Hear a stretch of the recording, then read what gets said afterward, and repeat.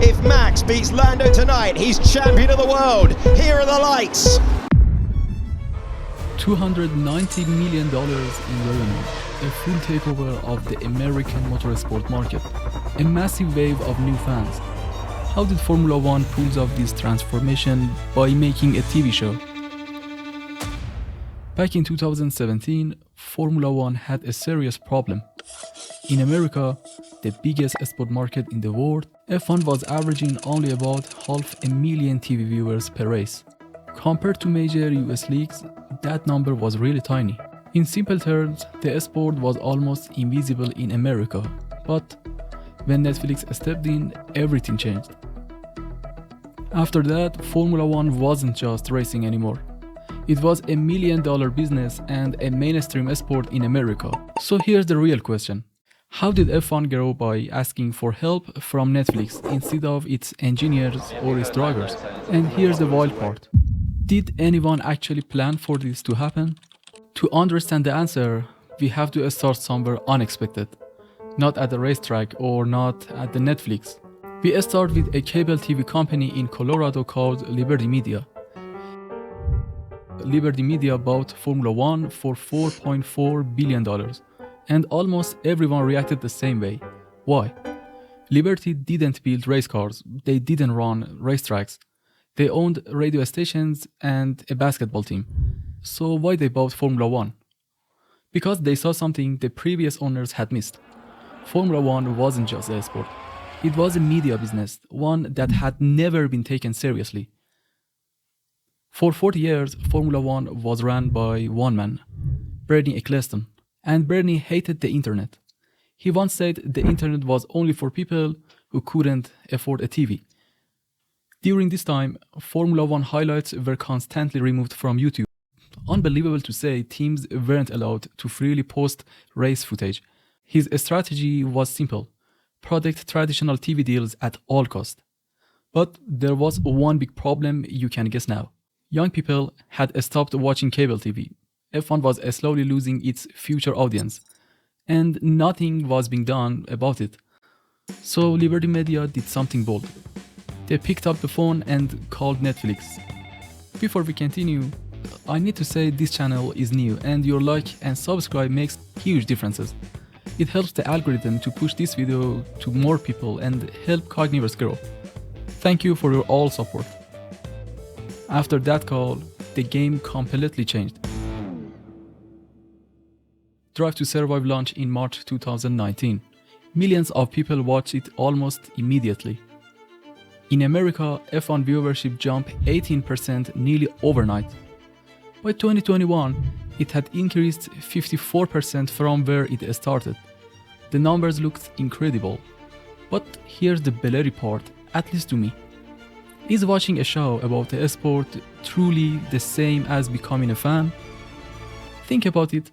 I could watch a Netflix series about professional chess and never once sit down to play a match.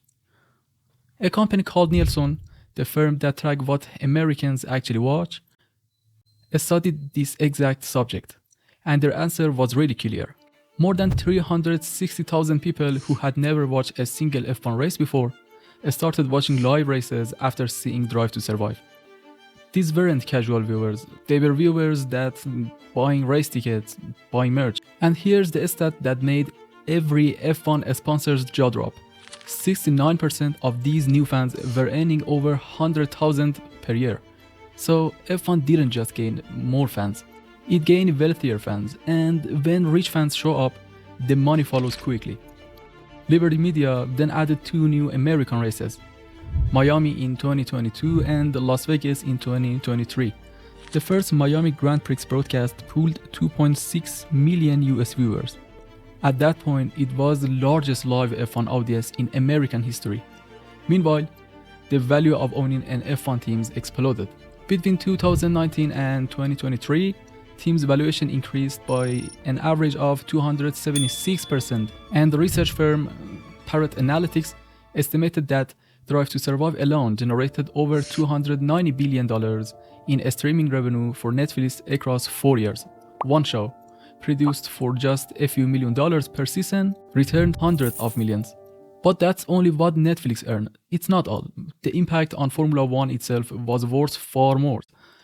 Imagine that by every measurable numbers, the strategy was working perfectly, which makes what happened next very strange.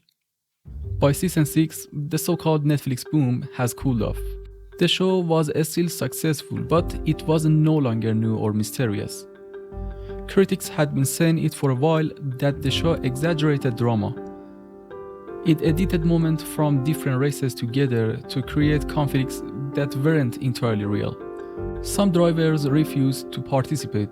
Even Max Verstappen, currently the top driver on the grid, boycotted the show for a period of time. So the crucial question here is that if the show that built these new American audience start declining, do the fans disappear with it? Here's what most people misunderstand. Drive to Survive was never meant to last forever. It was a doorway. Its job was simple: get people through the door and let the sport keep them. And that's exactly what happened. Those 360 new fans didn't vanish when season 6 rating dropped. They were already attending races, already buying merchandise, already emotionally invested. It means the show didn't need to stay powerful forever. It just needed work once, like ignition switch. And it did really. So let's return to the original question. How did a Netflix series become such critical forces in turning Formula One into a billion-dollar business? And was it really planned? The honest answer is partly. Liberty Media planned the door. But no one could have predicted who would walk through it.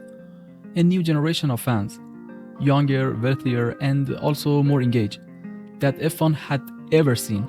I reckon the show may be fading, but the fan base it created continues to grow.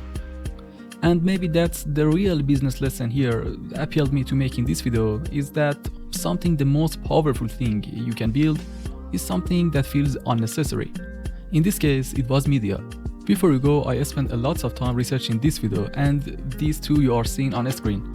If you enjoyed this one, you will definitely enjoy those as well. See you next time.